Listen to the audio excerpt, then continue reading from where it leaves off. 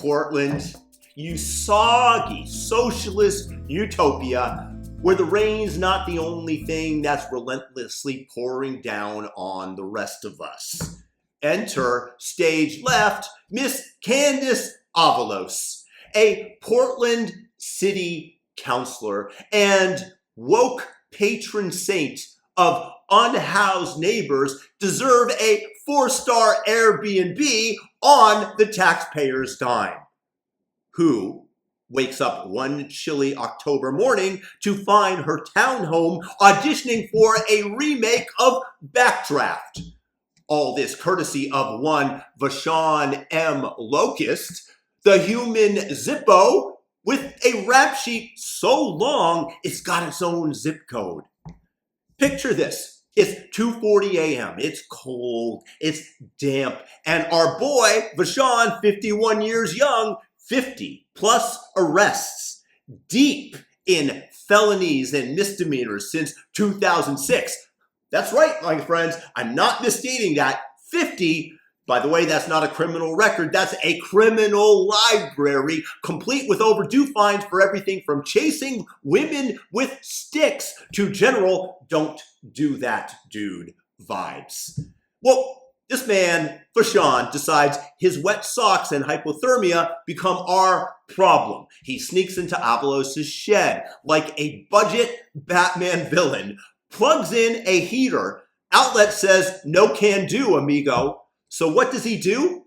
Naturally, he lights a small fire to warm up.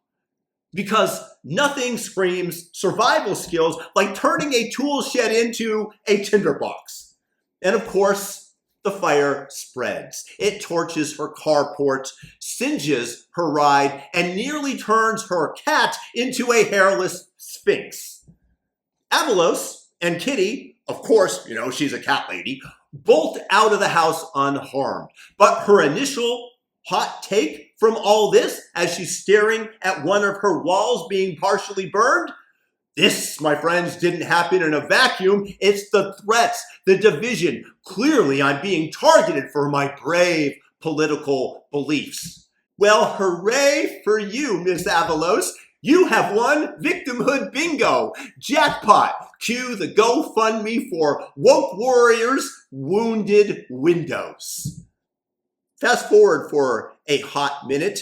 Cops ID our amigo from surveillance and boom, arrested on reckless burning, criminal mischief, twice for good measure, and a side of trespassing. All misdemeanors, naturally, because why throw another felony at this highly oppressed individual? But wait, Avalos, fresh off her DA debrief, pivots from her victimhood to virtue signaling because you have to keep up your woke credentials. Oh, poor Vashon. It was so cold. His clothes were wet.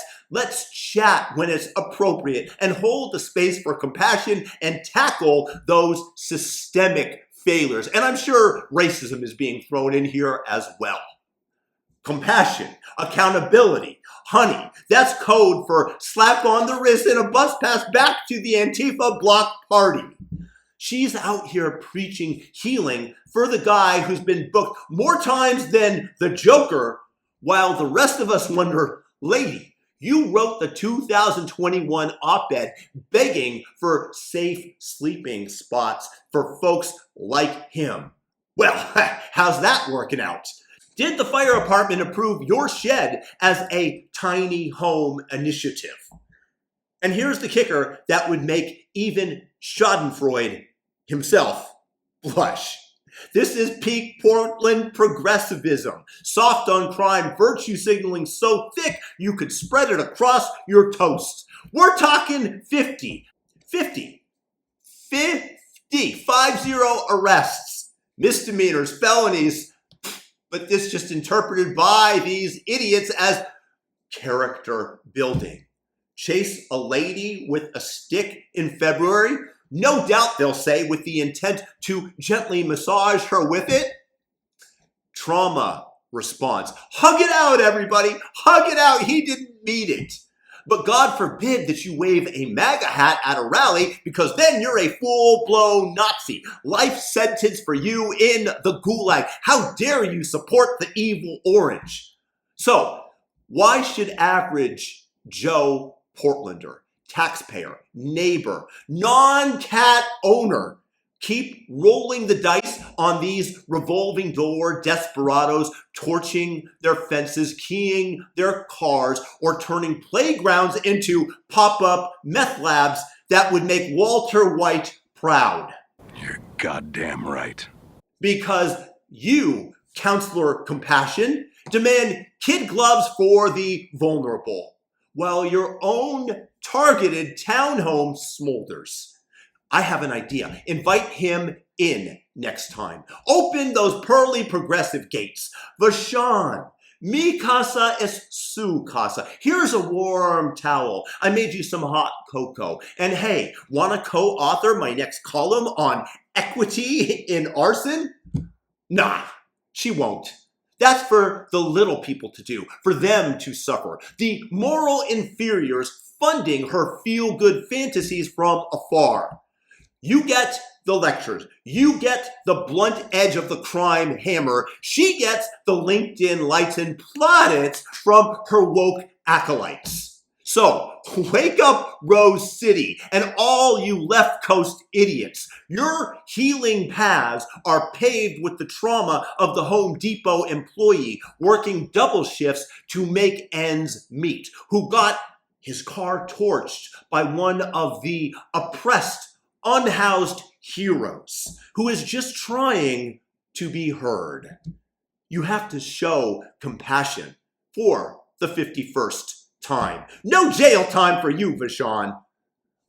All look on as they roast common sense and decency on the blaze of virtue signaling. Next time a cereal shed squatter sparks up in your backyard, just remember, Councilwoman Avalos approves. They're homeless, my friends, because of your oppression of them. You are the monsters, not those who are torching your vehicles, your sheds, your housing, but empathy for the Home Depot worker who had this happen to him. Well, F his rich, Trump-loving ass. He's wealthy. He has a full-time job, and a second one in order to make ends meet. Ouch. Talk about selective sympathy. In woke world, a paycheck equals privilege, and a felony spree equals just misunderstood. Time, my friend at Home Depot, to trade in that orange apron for a flame-retardant vest. That's the best thing that you can do in these deranged cities. Leave your thoughts in the comments section. Peace.